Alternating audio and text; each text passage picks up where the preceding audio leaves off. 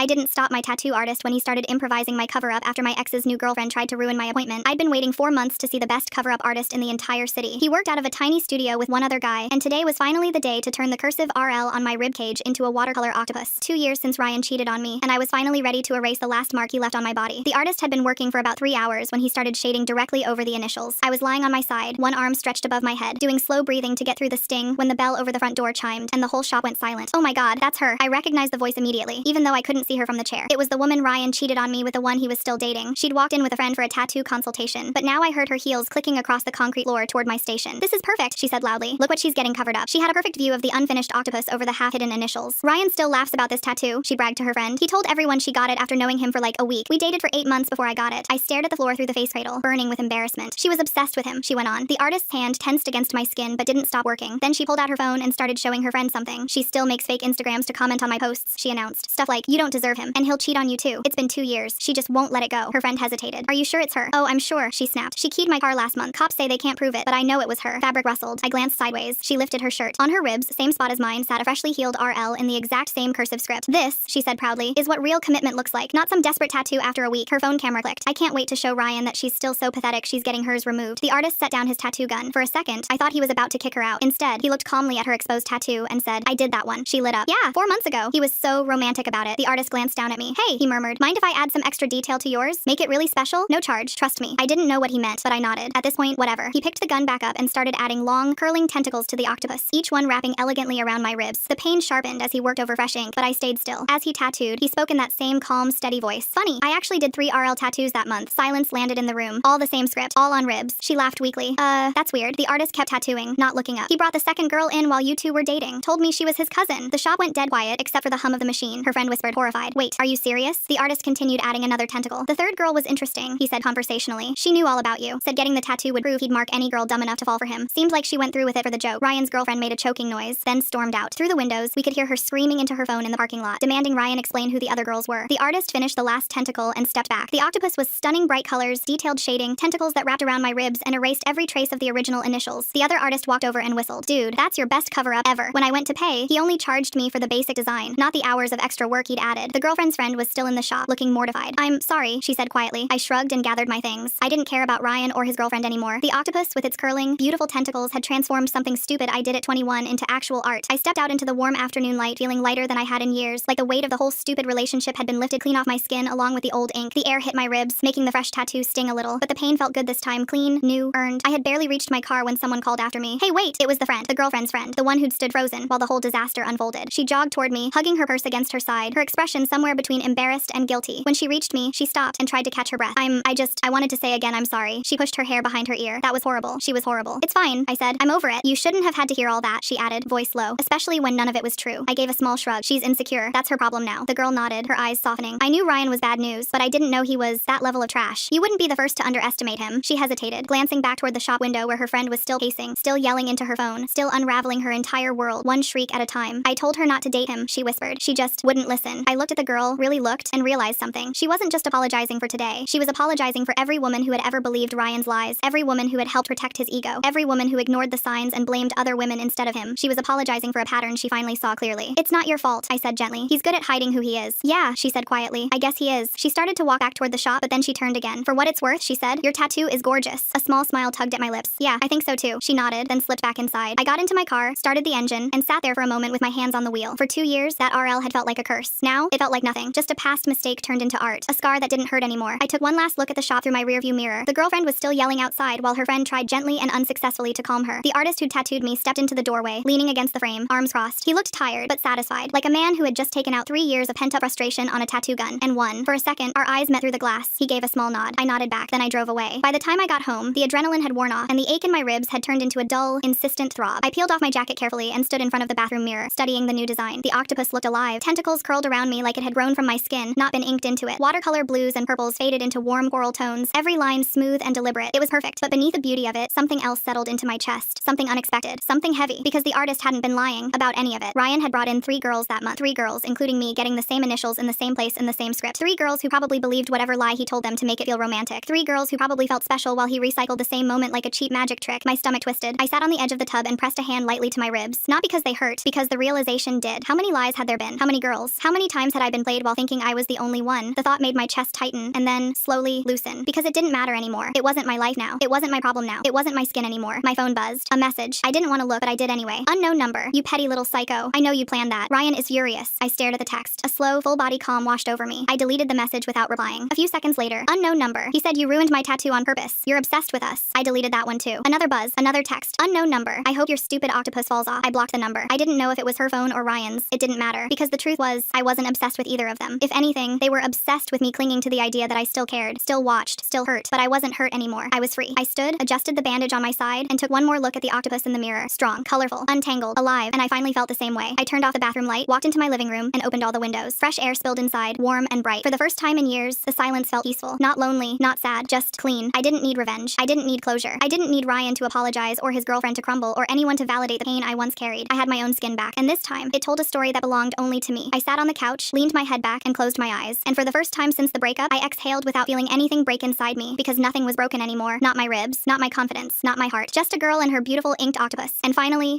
nothing else. The peace didn't last long. Maybe I should have expected that. People like Ryan don't just fade quietly out of your life. They claw, they linger, they circle back the moment they feel their control slipping. It started 2 days later. I was in the grocery store, halfway through choosing tomatoes, when I felt someone staring at me. Not casually, not accidentally, staring. I looked up. It was his girlfriend's friend, the one who'd apologized outside the tattoo shop. She stood at the end of the aisle, clutching a basket like she wasn't sure whether to approach me or bolt in the opposite direction. When our eyes met, she hesitated, then walked toward me. Hey, she said softly. I straightened. Hey, she glanced around, nervous. I didn't want to bother you, but I thought you should know something. My chest tightened. What? She swallowed. They broke up. I hadn't expected that. 2 days? Because of what the artist told you? That and other stuff. Her hands trembled slightly as she adjusted her bag strap. She checked his messages, and his email, and his iCloud. Turns out there weren't just 3 girls. I exhaled slowly. I figured there were 9, she whispered. For a moment, everything inside me went very, very still. 9. 9 girls. 9 versions of the same lie. 9 sets of initials, maybe. 9 women thinking they were special when they were just interchangeable. The friend kept going, voice thin and horrified. He reused the exact same lines, the same compliments, the same playlists. He took 3 of them to the same lookout point the night they said, I love you. He even sent 2 girls the same photo of himself and told both of them it was just for them. My stomach twisted. I'm sorry, she whispered. I know you don't care about him anymore, but I thought you'd want to know you weren't crazy, or overly emotional, or clingy. He's